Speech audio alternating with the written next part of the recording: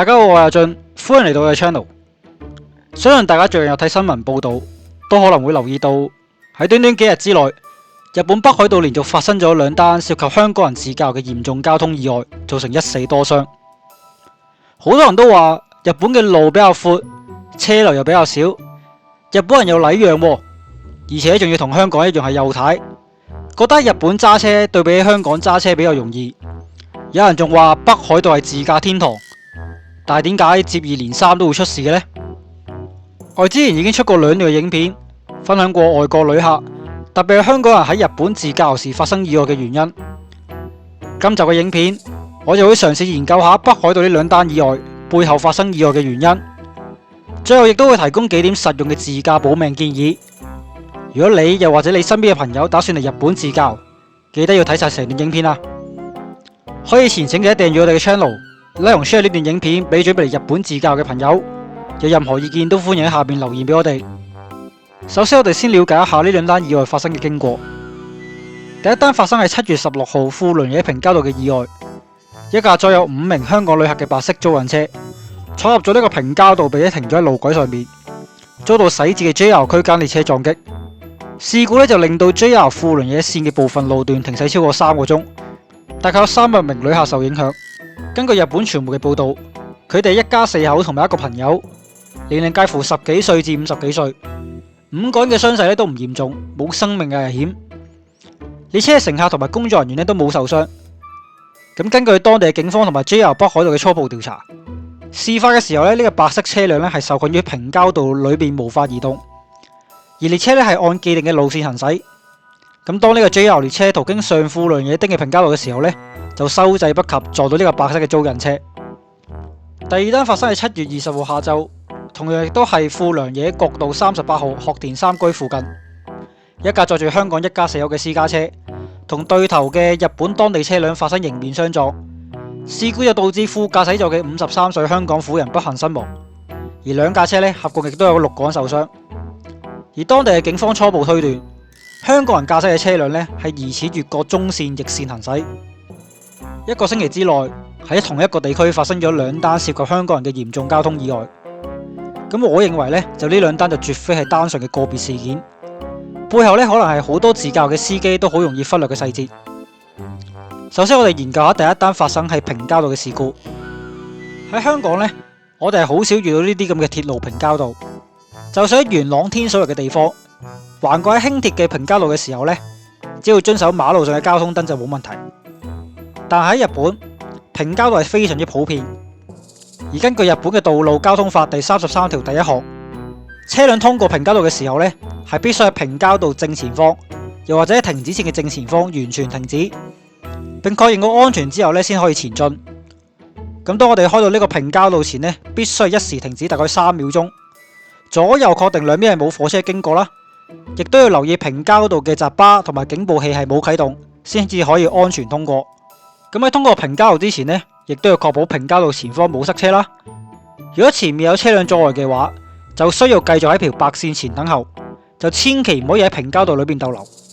如果冇依照規定喺平交道前一時停止，就屬於違反踏切不停止等嘅規定，罰款係9000日元。有部分嘅司機可能唔係好熟悉平交道嘅規則，又或者跟車太貼，或者前面塞車嘅時候照樣跟住前面嘅車駛入去平交道。結果前面嘅車停低，自己架車就被卡咗喺平交道橫桿裏邊，非常之危險。馬仔不幸被困喺日本嘅平交道入邊，而且個閘巴橫桿已經落低嘅時候，就千祈唔好慌張。第一件事就即刻踩油門控走個車速，直至用車頭或者車尾慢慢將個橫桿推開，將架車先駛嚟平交道嘅範圍。日本嘅平交道嘅橫桿喺設計嘅時候，其實已經考慮到呢個緊急情況。材質多數都係用具有彈性啦，或者係易折斷可以推開嘅物料。就算係車身刮花或者係撞爛嗰個橫桿都好，都只係小事。最緊要係個人同埋車安全離開平交道。咁如果架車唔知咩原因喺個平交道裏邊死火嘅話或者前面有障礙物導致架車係完全唔可以離開平交道嘅範圍，呢個時候就要即刻離開車廂，走去平交道橫桿後邊嘅安全位置。之後就要揾同埋撳低呢個非常嘅按鈕掣。呢個鐵路嘅系統就會即刻向即將駛近嘅列車發出緊急信號，指示車長要緊急剎車。如果大家喺租車嘅時候喺車廂入邊見到呢個紅色嘅發炎筒，又或者叫做緊急嘅信號燈，就可以向火車駛過嘅方向揮動，向火車發出警示。當火車嘅車長喺遠處見到呢個紅煙或者閃燈嘅時候，就會知道前面有突發嘅狀況，可以及時緊急剎車。至於第二單發生喺北海道嘅國道38號嘅事故，咁睇翻個 Google Map 咧，應該就係呢個地方啦。北海道嘅國道咧，好多時都有10幾公里嘅超長直路，而且呢個風景太過單調，加上長時間開車嘅話咧，就好易令人放鬆戒備，注意力開始分散。而且好多時司機咧都因為長時間揸車，又或者睡眠不足咧，導致極度疲倦，可能咧就喺冇意識之下咧駛咗入對面線，而發生呢個交通意外。對於嚟自教育嘅朋友，疲勞駕駛咧其實係好普遍。喺北海道又或者喺九州，景點同景點之間嘅距離咧可能會好遠，好多時咧一揸咧就揸成2個鐘，而且有時仲會途經一大條直路，好容易咧令司機分心。又例如喺九州，有啲路段咧會經過好長好直嘅隧道，由於冇風景啦，眼前嘅路況又單一，一個唔留神咧就好容易越過對面嘅行車線。但係香港人平時揸車咧都好少要揸2個鐘頭或者以上，就算係由天水圍去到小西灣，幾乎橫跨成個香港，你都係只係大概揸1個鐘左右。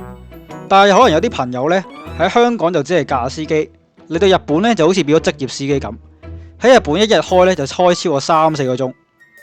咁例如阿俊之前去過唔少次嘅高天水啦，單程都要3個鐘左右。旅遊巴嘅職業司機咧，好多時都會開咗大概個幾2個鐘嘅時候咧，都會停靠呢個休息站。除咗係俾旅客去洗手間之外啦，最緊要咧，阿司機大概係要休息。所以如果大家係自駕遊，行程需要揸好耐車嘅話，就最好至少每2個鐘頭就強制自己停低休息10分鐘。日本行高速公路咧，其實好方便，而且佢哋嘅規劃咧亦都非常之人性化。一般每隔大概15公里咧，就會有一個 PA parking area， 入邊有洗手間啦，同埋自動販賣機，方便你隨時落車伸展下去個洗手間。而大概每隔50公里咧，就會有一個 SA service area， 咁裏面咧規模更加大啦，有餐廳、手信店，就非常之適合咧落車食少少嘢休息下。而日本全國各地咧，其實都有唔少嘅導資站等等嘅地方，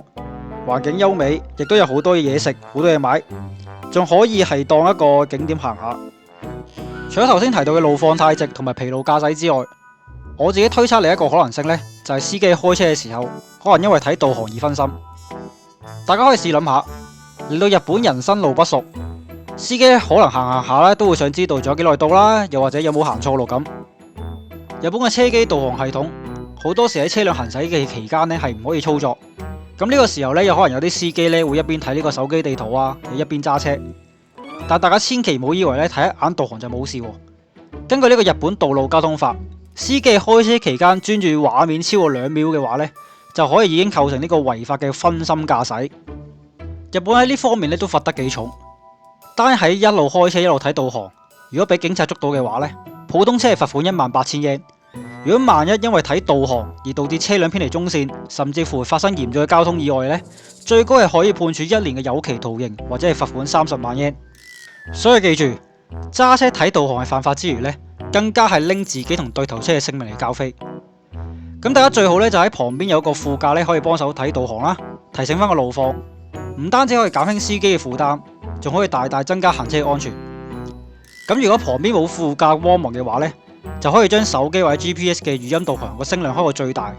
用聽咧去代替睇呢個導航嘅。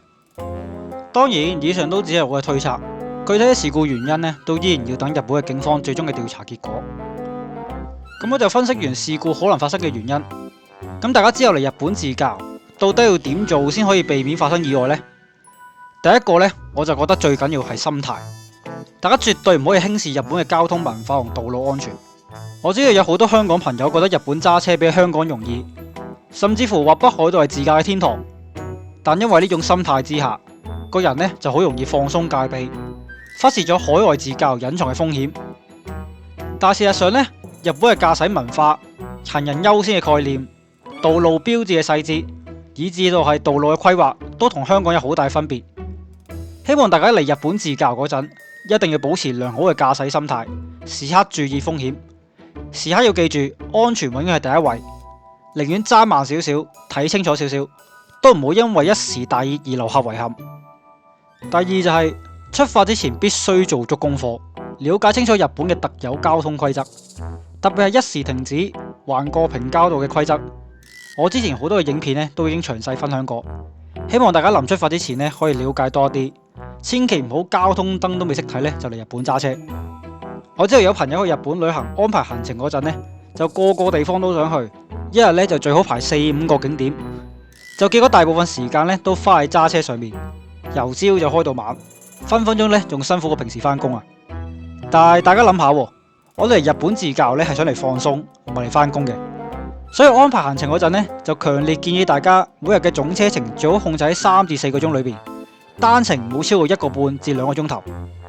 揸車揸到攰咧，就記得去休息站停低休息10分鐘，飲杯咖啡休息下。我寧願大家去少一個景點，玩得輕鬆啲，都唔好搞到司機精神透支。大家要記住，你係嚟日本旅行放鬆，唔係嚟日本做司機嘅。第三就係增加呢個路面駕駛經驗。如果你喺香港本身係好少揸車，去日本自駕之前呢，我強烈建議你一定要喺香港揾師傅補鐘操車先，重新揾翻車嘅感覺、車距嘅判斷啊，同埋增加路面經驗。第一次嚟日本自駕嘅時候呢，千祈唔好一嚟就超戰啲山路啊，或者超長距離嘅路程。同時間咧，最好揾另一位有經驗嘅司機輪流揸車，幫手睇一睇路，咁樣玩咧都會安全啲。今日就講住咁多先。另外，我睇到啲新聞報道話，日本租車公司咧可能會強制要求客人買全保啊，亦都話日後嘅保費會增加等等嘅問題。咁之後等我有時間再拍片，我就會以租車公司嘅角度同大家分享下日後香港人嚟日本租車同埋保險嘅問題。咁希望大家嚟日本自駕嘅時候咧，就千祈唔好再發生意外。我亦都唔想再拍關於日本自駕事故嘅題材啦。我哋下集再見啦，拜拜。